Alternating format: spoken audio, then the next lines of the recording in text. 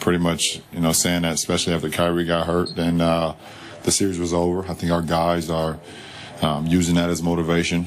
I use a little bit of it, but I have a lot of motivation already to just, be a part of the greatness and be a part of this and be a part of this atmosphere. And, and my motivation is to make sure that my guys are ready and prepared every night we step on the floor. And I have some other motivation that I won't talk about right now, but I have so many different things to worry about than, being an underdog or guys counting us out.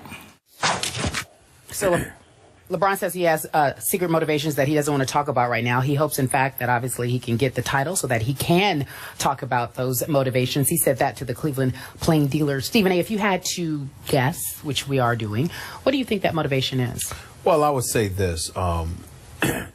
Venture to guess that obviously when you lose in the NBA Finals, as he has 3 times, being around your family, your children, your wife, your loved ones, the off seasons are very, very difficult. And if you know anything about men, when our lives are difficult, we tend to make life difficult for other people.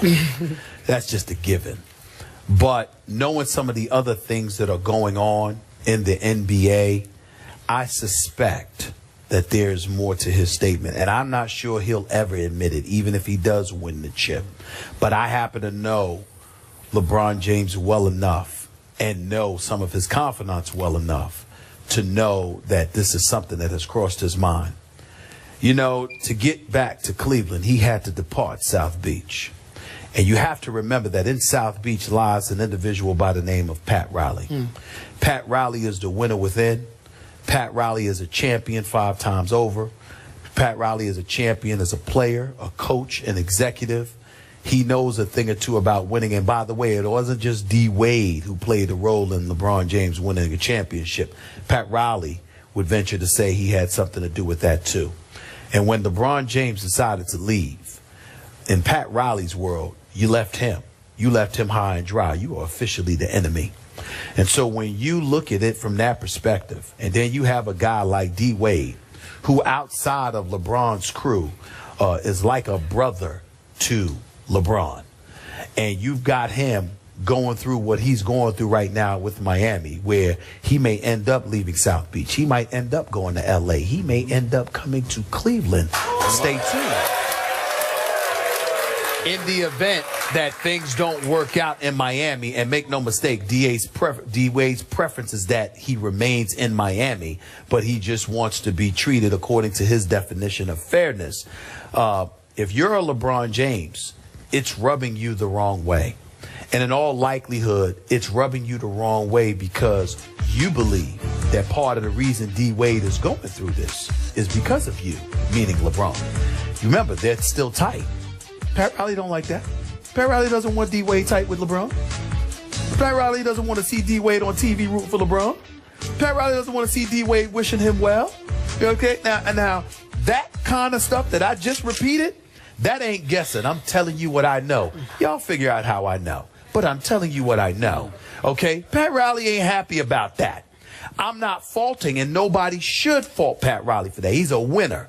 And usually to be a winner, you have to have that kind of attitude. It's us against the world. You're either with us, you're against us. Right. And that is Pat Riley's mentality, and he's not wrong about that in the slightest. But there is something there to be said that D. Wade and LeBron are so tight that part of what's going on right now is that Pat Riley, he ain't eager to further ingratiate himself with D. Wade. You got to remember, when LeBron departed last summer to come back to Cleveland, D. Wade was with LeBron a few days earlier. Miami Heat are sitting there wondering what's LeBron going to do, and they calling up D. Wade. You were just with him, and D. Wade swearing that he didn't know. Well, Pat Riley and the Miami Heat they don't believe that he didn't know. They believe he knew exactly what LeBron was. Now, D. Wade will tell you he didn't know. But Pat Riley and them don't believe that. So all of these things, whether directly or indirectly, has something to do with LeBron. And I believe LeBron is cognizant of that. And I think that's just an additional thing on top of a multitude of other things, of course, that have nothing to do with Miami or Pat Riley. But I think that's one of the things that contributes to the level of motivation that he has. I agree with your take on this. However, I have a hard time believing that LeBron James would go ahead and win this championship and blast Pat Riley publicly. I just said he wouldn't. Yeah, I just know, said I don't know, believe that, yeah. but he's too classy to do that. Right. So his remark to the Cleveland Plain Dealer that we saw in today's paper, that I hope I go ahead and close this deal. I'm paraphrasing how I said it, but I hope I go ahead and win this so that I can make this public, this secret or private motivation. Well, that would indicate it's not Pat Riley to me. It may be more along the lines of your first one about family and how much it would mean to his loved ones in his inner circle. But here's my point. If I step away from this, and you alluded to this, you can't condemn Pat Riley for holding a grudge against LeBron James. You just can't. Because remember the speech he made? Right after they lost by a record margin to my San Antonio Spurs. 71 points over 5 games. Thank you very much. We forgot. 5 games. Last year my Spurs beat LeBron James' team. They did. Okay. Thank you very much for reminding me of that so I could remind the audience of that. Just after that, Pat Riley gave a postmortem the next week. Do you remember this? And he said, I'm going to paraphrase again, but he said, the great ones don't run from this. And he alluded to the Spurs, who the year before, thanks to Game 6 and Ray Allen. I do remember that. Yeah, had said, let's stay together, let's face it, and let's fix it. Let's right the wrong of Game 6, which did they ever right the wrong last year in the finals? So he was basically saying, I think directly to LeBron James, don't turn tail and run from this. You stay right here, you come back, and you fix it. And then remember, after LeBron left, remember the remark of a few weeks ago? We don't have any more smiling faces with hidden agendas. Boy, that was a shot at LeBron James. Wouldn't you agree? Yes. Okay. So, again, Pat Riley is the ultimate competitor on the level of a coach/GM. Yeah. And even as a player, I thought he was. He was an overachiever. But still, he is burning inside to get even with the king. You talk about don't hate the king, tell Pat Riley that. Listen, Pat Riley is one of those dudes. Pat Riley is one of those dudes where he's a winner, man. And he's the kind of guy where don't measure his LeBron success over Miami based on 1 year. Pat Riley's got to fight. Pat Riley was contemplating retirement until LeBron left. Yep. He's accomplished everything and stayed on and was ultra motivated because LeBron left. And I got news for y'all. If Chris Bosh hadn't gone down, Miami would have met Cleveland in the conference finals with Bosh, with Whiteside, with Luol Deng, with D. Wade, with Goran Dragic after they acquired. Pat Riley's not standing still. Miami's coming, okay? So, again, that kind of stuff is something that needs to be mentioned. The other part to it is this. Pat Riley has to accept this reality. The only reason LeBron ever went to South Beach to begin with is because of D. Wade. And in the end, one of the biggest reasons he left was because of Pat Riley. Now, again, he's classy where he's not going to admit stuff like that. But one of the biggest reasons he left was Pat Riley. And it's always about business with LeBron. And by the way, he's happy to be back. He plans on staying right here in Cleveland, hopefully for the rest of his career. But hold on. Let this organization act up. Let this organization for 1 second think that they can take him for granted. Let him go ahead and win, because you got to remember something. LeBron James is here to win a championship. He didn't promise you Cleveland forever. He promised you that he was coming back to bring the chip home. So the point is that if he wins the chip, all right, but the organization gets a bit bold and all of a sudden forgets that he's LeBron, all right, and think that they can act differently, don't think that he's stuck here. You better treat him right this time, because the last time he was here, the organization and some people associated with it didn't treat him with the respect and deference he deserved. He's cognizant of that. Okay, that's fine. My final point here is we part ways in our theory on one final point, and that's Dwayne Wade's role in this. Trust me on this. Dwayne Wade has mixed emotions because LeBron James, because of LeBron James leaving, remember, Dwayne took pay cuts. He sacrificed pay twice for LeBron James, to get him there the first time and then to keep him there. And LeBron left Dwayne a little high and dry, and now Dwayne is paying the price. And I agree with you. Pat is holding his feet to the fire. But trust me on this one. Dwayne Wade knows that he sacrificed for a LeBron who then went home, and that's fine. And God bless all of you because you deserve to have him back. But Dwayne Wade is still paying a price for that. Dwayne Wade may be paying a price, but Dwayne Wade is fully aware that LeBron James' departure had a hell of a lot more to do with Pat Riley than it had to do with him. Don't think that. Okay, but he had already sacrificed to keep LeBron there, and now he's paying for it. He was willing to do it, but it wasn't like LeBron didn't sit there and inform him. LeBron never sat there and said to Dwayne Wade, "I'm staying." No, Dwayne Wade knew that LeBron had his issues but even with to people the last outside moment, of Dwayne Wade. I think Dwayne was still a little bit surprised by it. He wasn't surprised. He was disappointed, but he wasn't surprised. And you also have to remember, LeBron left Cleveland to give him 4 years. He owed D. Wade nothing.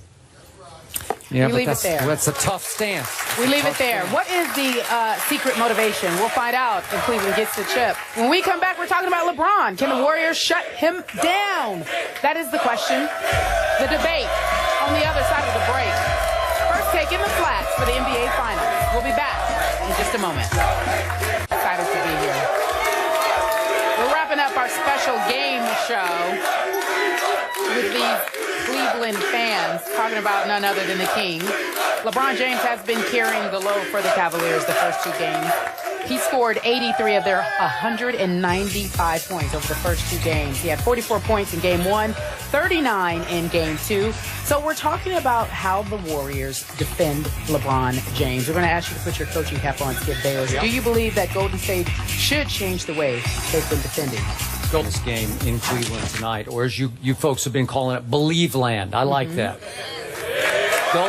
Thank you.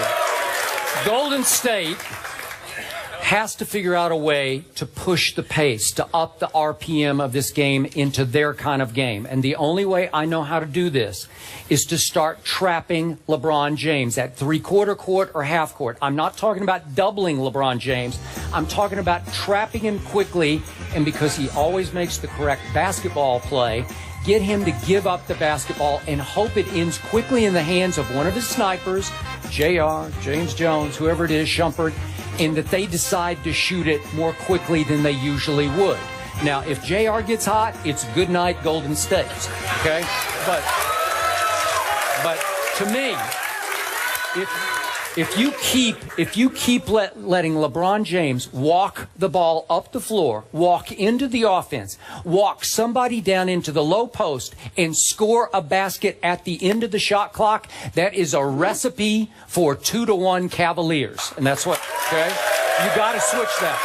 You can't let it happen anymore. Well, what you said is not wrong, but your reasons for it may be. What you want to do is try to exhaust LeBron, because when he walks the ball up the court, what you're doing is enabling him to get rest while the action is taking place. I'll buy that. Because he's catching himself a deep breath while he's just walking the ball up the court instead of being pressured. But I think the other adjustment on top of what you pointed out was I think that Steve Kerr can't be scared to stay big. In other words, if you got Andrew Bogut in the game, he's only averaging 3 points, but he's averaging 8.5 rebounds. Keep him in the game and make sure it helps limit Cleveland to one shot. Because if you limit them to one shot, you limit their offensive possessions. You force Cleveland to play more on defense, and as a result, that will help neutralize LeBron as well. Part of the reason LeBron is being so damaging is because Tristan Thompson is averaging 14.5 rebounds a game. He's giving them more possessions, and so if you take away those possessions, then obviously that's another way to neutralize LeBron. So I don't think it's really about doubling him, even though I don't have a problem with that strategy.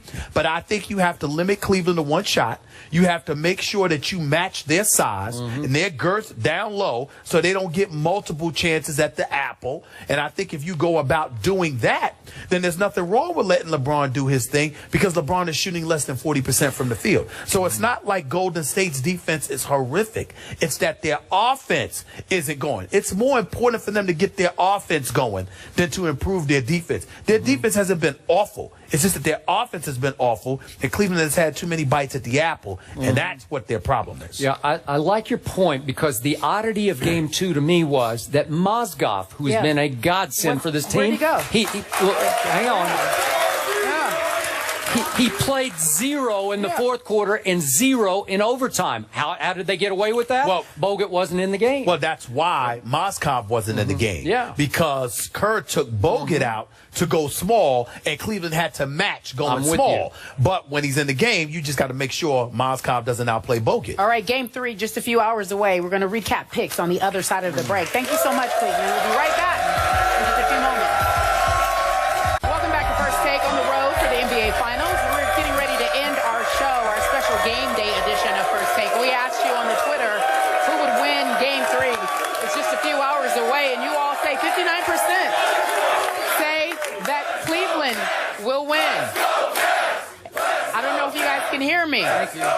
But your take, the Twitter results say that Cleveland will win. Did they get it right? I want to say that in a shock to me, this crowd has been even better than our morning crowd. It's crazy. unbelievable. Thank you. Yeah. 30 seconds. I truly love the city of Cleveland, but Yeah. I got to stick with my pick. I got Golden State tonight, 198. LeBron's going to do his thing, but either JR or Iman Shumpert will come alive offensively. Cleveland will win the night 99-91. Well, there you have it. The game is tonight on ABC. We'll be back here tomorrow morning at the Flats. Join us if you can. First Take on the road for the finals.